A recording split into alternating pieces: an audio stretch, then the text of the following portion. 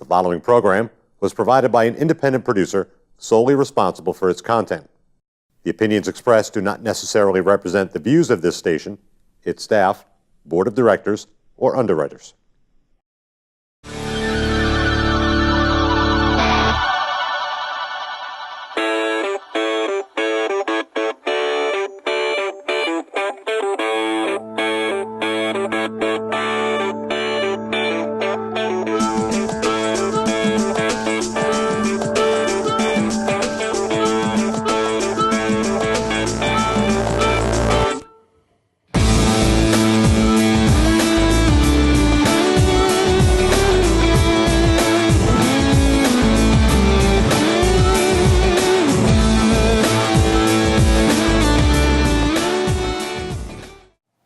Welcome to another episode of Speaking with the Senator.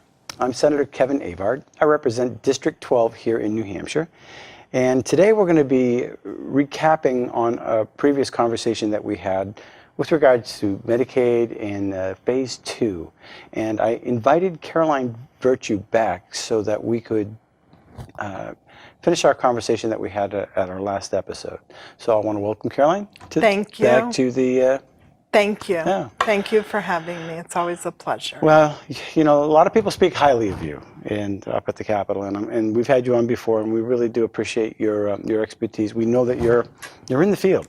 Yeah. You're doing the grunt work and overseeing what goes on out there. And you know, we were talking about managed care, which was part of the whole healthcare system that we're debating these days.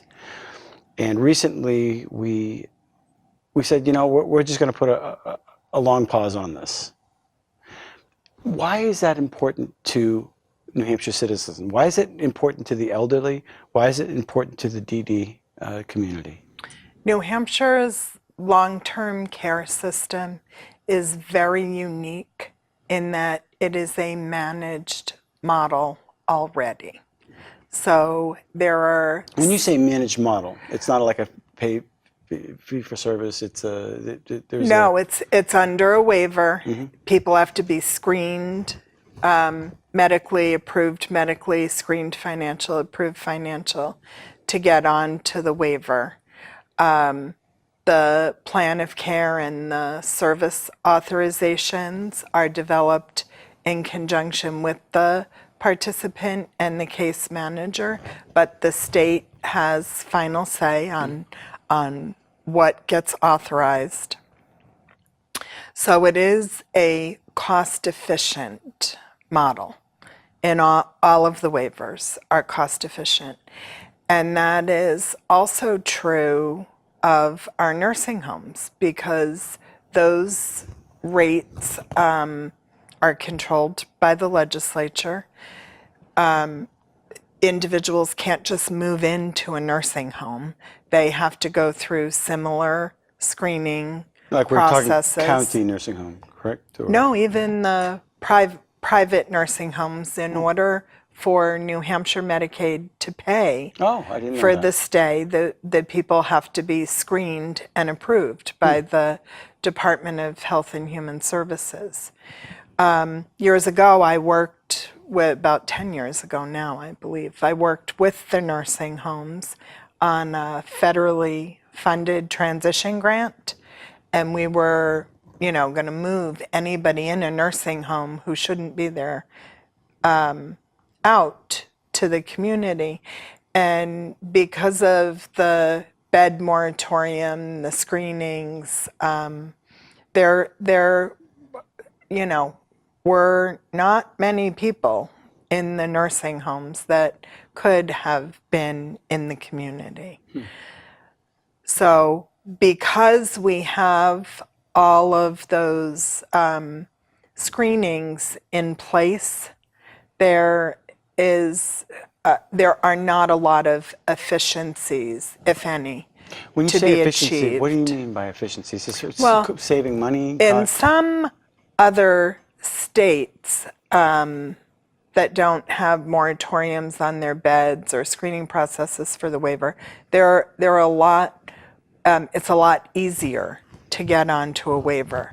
So the theory in other states is if you put it into a managed care model, the managed care companies will get everybody out of the nursing homes. Well, of course, that hasn't really been demonstrated anywhere in the country Okay.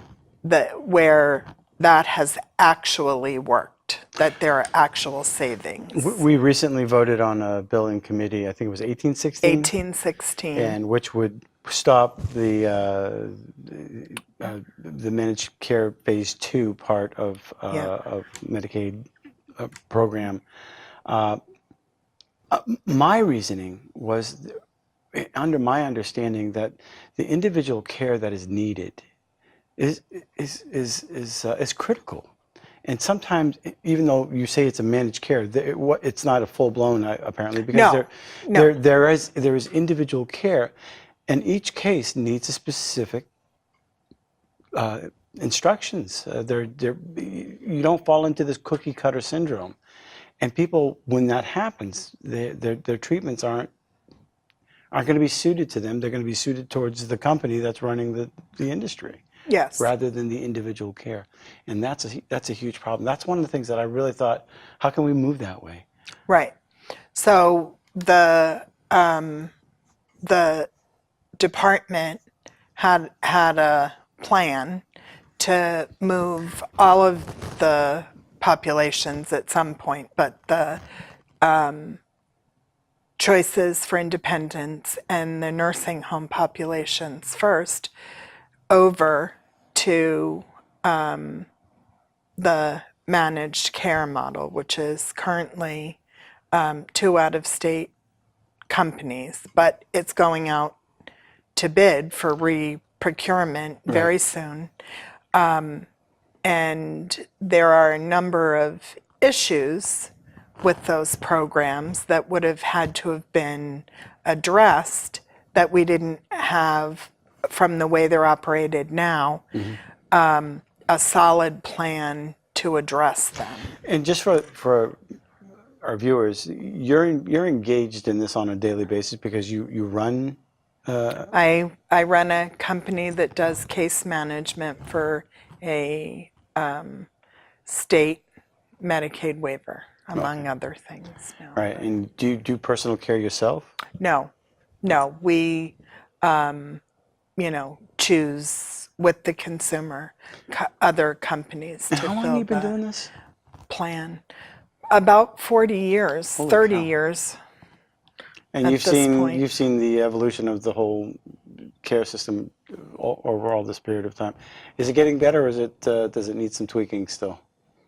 Well, I think it needs some, certainly the passage of 1816 is a huge step forward. So it's given us the direction. So now the legislature has clearly spoken. This is how we want to move forward. What has to happen now is we have to rebuild the bridges between the providers and the department so we can work together to find the best solutions for the consumers. When you say providers, it's funny. I sit in committee all day, and people throw out terms. When you say providers, you mean the physicians, the nurses, I really mean the long-term care providers. Okay. So I mean the nursing homes, the home health agencies. Okay. We have other qualified providers, which is where you can, for the most part, hire someone known to you to do a lot of your daily care. So the adult medical daycare centers, the emergency response system providers. So there was a lot of wreckage in the path of let's push these people out of the way and move forward with managed care. So there has to be. That would just rock a whole lot of people's worlds, wouldn't it? Right. and bulldozing through that would be you're unearthing people that have built relationships. You have businesses that need continuity in order to provide these services. You up that up, you know. There's a lot of animosity, and that doesn't just go away. So there has to be some sort of plan. Okay, this is how we are moving forward. Right. How do we build those bridges? We've lost a lot of providers. There are businesses where people have just closed or walked away. You know, we don't want this mess. You know, you guys can't make up your mind one way We or only have another. another year, or we only have another 6 months. Right.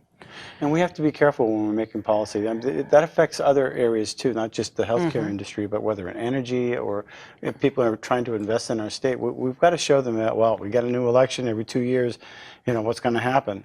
We need to have Right. continuity. And this is one area where was amazing turnout. Were you there when we were having there? The room was packed. Yeah. And they had Two rooms. Two rooms that Two were rooms packed. packed. And it was interesting because when I looked at the landscape of the hearing, I'm looking at all the faces. Yeah.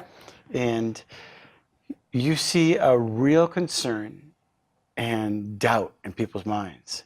And are we ready for a fight, or are we going to? You know, and they were surprised when Senator Bradley brought in an amendment that said, you know, this is going to, you know, we agree with you, in essence. Right. And people were shocked, and they looked at the amendment and they went, oh, okay, I got to read this, because they were in doubt, because this has been such a long struggle for them. It's been a really long struggle, and it hasn't all, you know, been accomplished in an above board and honorable way. So That's the bureaucracy for you. that's the bureaucracy, but you know, we need to step over the carnage and Build the bridges. build the bridge to work together again for the beneficiaries. That's one of the things I've come to learn to appreciate with Senator Bradley. Some people love him, some people can't stand him. But I've learned that if you're going to get anything accomplished, you have to build those bridges. You have to open up that dialogue. And like you said, now that we've passed this point, we've got to start opening up the dialogue with the people that, well, maybe we had great conflict with in the past. Sometimes that's not easy to do, but we have to do it for the welfare of the people.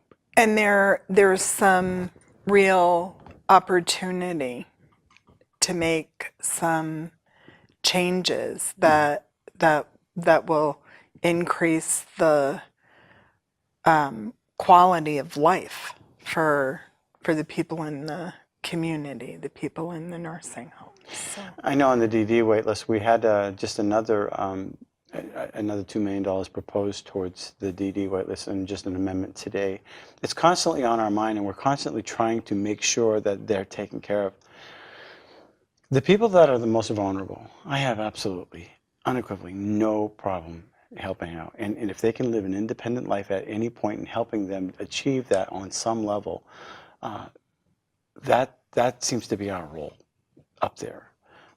You know, I just don't like when people jump in front of them. I think that our most needy, our most vulnerable should have our highest priority. And Yes. it seems as though we do a lot of lip service up there, you know, and you know, I've gone out on some visits, you know, and I see what the people in the trenches are doing, and they're good people and they're working, but they're strapped, they're underfunded, and sometimes we see, well, money gets allocated and then it gets diverted over here, it gets diverted over there, and it doesn't seem to go to where it's supposed to go. Right.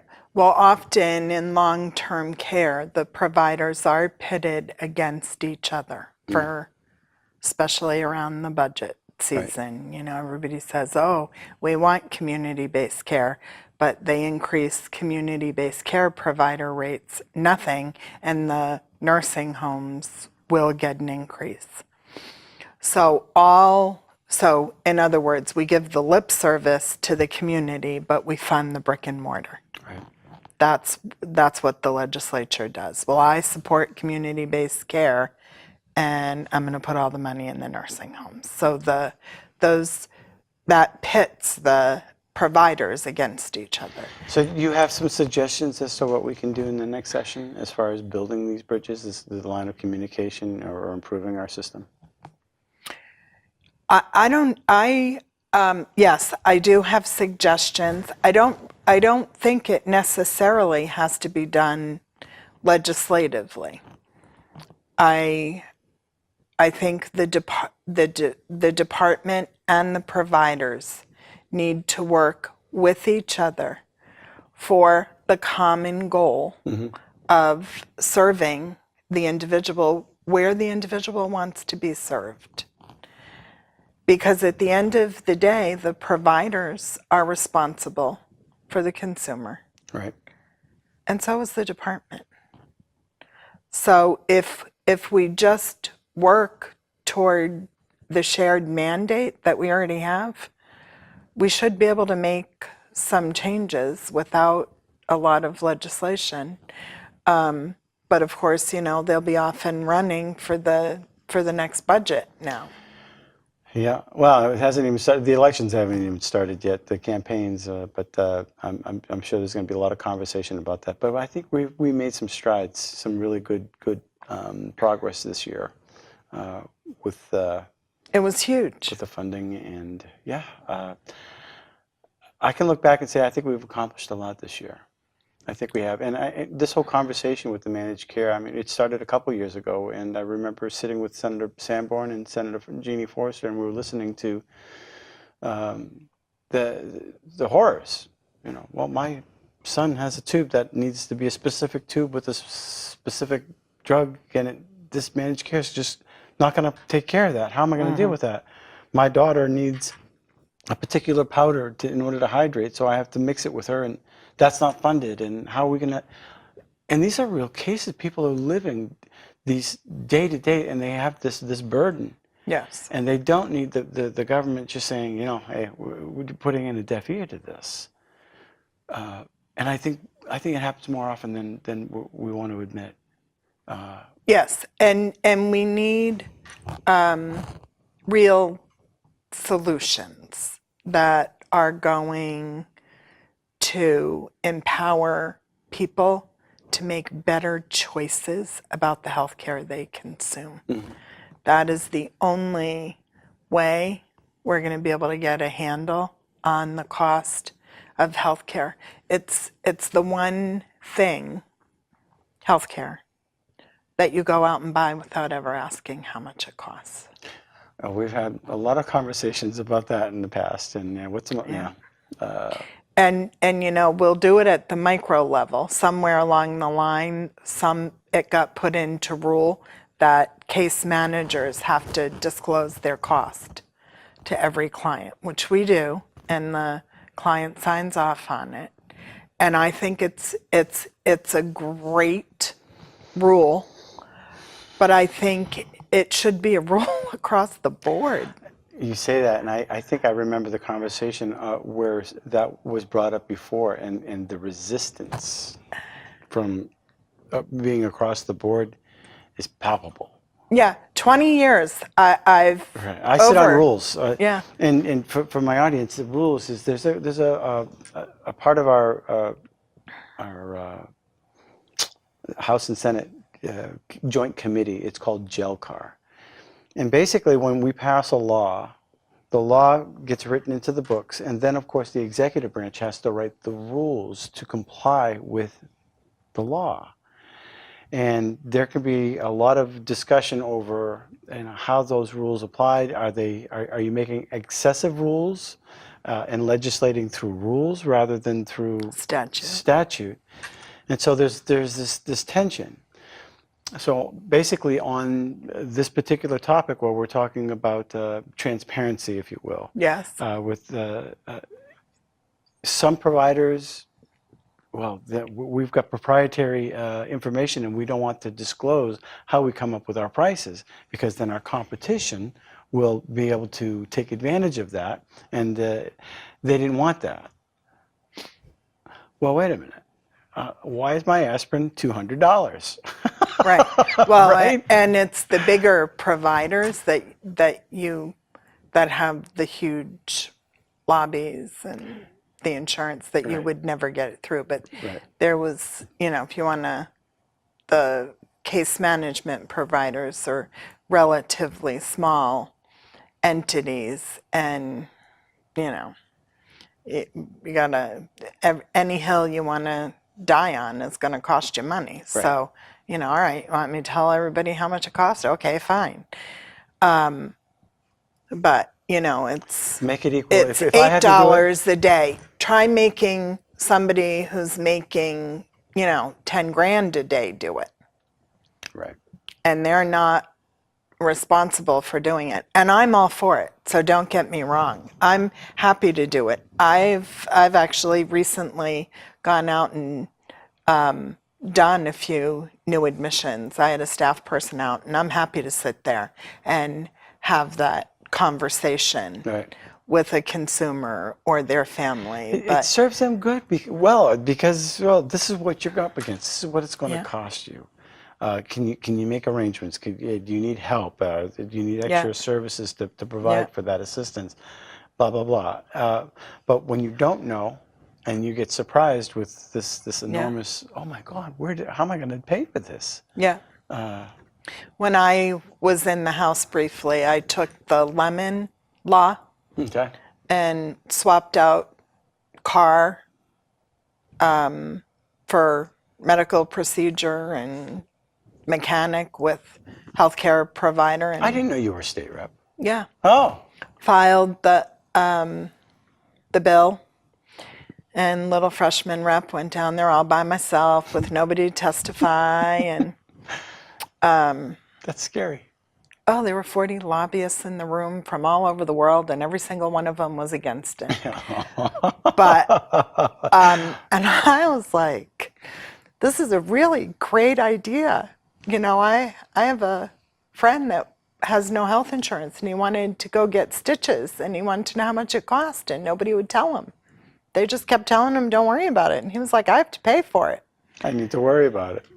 And they kept saying, don't worry. And he got 16 stitches and a bill for $4,000. Well, that's outrageous. And he wanted to be able to pick and choose. Do I need Novocaine? Do I want a Band-Aid? Do I want this? But There is a push to move that way. There really is. I oh, know yeah, there is. it was really premature 20 years ago. Right. I understand that we're getting there now, but it is important because it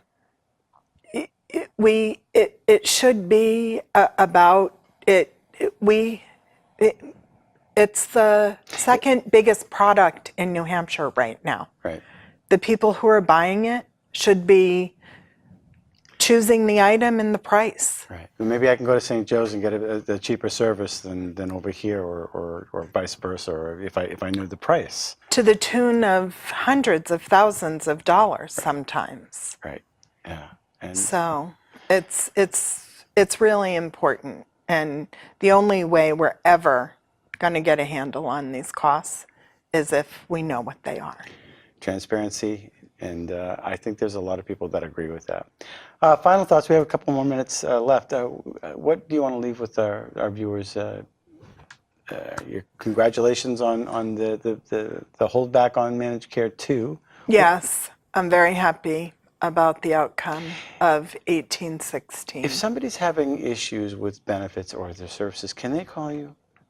They can call me. I will help anybody who would like my assistance. And I get a lot of calls in regards to things that I don't do, like acute care. But if I ever get a call that's outside of my wheelhouse, I certainly make sure that the people get the care that they need. I have one individual, she has Down syndrome. I think I mentioned this to you before. She's over 50 years old, and she was denied a certain medication because she's acting up a little bit, and she's getting older, and the medication was denied. I mean, how does that happen? Well, yeah, it really is. I'm still following up. I've been following up. I've talked to the commissioner. I've talked to a whole bunch of other people. And of course, it's during the floodgate of everything right now, so everybody's really preoccupied. So I give people a little space, but I think we need to have this resolved because I'd certainly be happy to help you. Yeah. We had some issues not very long ago with incontinence products that were getting denied. I know there are people that think that there are adults that want to wear diapers that don't need them. I don't run into those people, and certainly, the consumers that I'm dealing with have diagnosis where they need them. And we are able to get those decisions reversed. But, somebody has to look at, you can't give the products back retroactively. Right. And in the case of the individual with the medication, sometimes when individuals don't have the medication they need, they'll end up in an acute care setting or a psychiatric setting. Oh, that's another And- issue that we're working on. Yeah, that is far more costly There's another case where than the medication. a young kid took some medication and he ended up in the psychiatric ward at the prison. I'm familiar with that, and Andrew they Butler. can't get them out. And I'm trying. I'm already Yeah. on this, and we're working on it. So he's a good kid, honor roll student. WPI, the whole Yeah. 9 yards. So, listen, how do people contact you? 603-848-7345. Is your website? No. So remember the number. Okay. Until next week, thank you, Carolyn, for coming on the show. We appreciate it, and you're always welcome to come back. Until next week, thanks for watching, Speaking with the Senator. If you have any issues, call Carolyn, and I know she's very willing to help. And we really appreciate you watching the show. Until next week, see you later.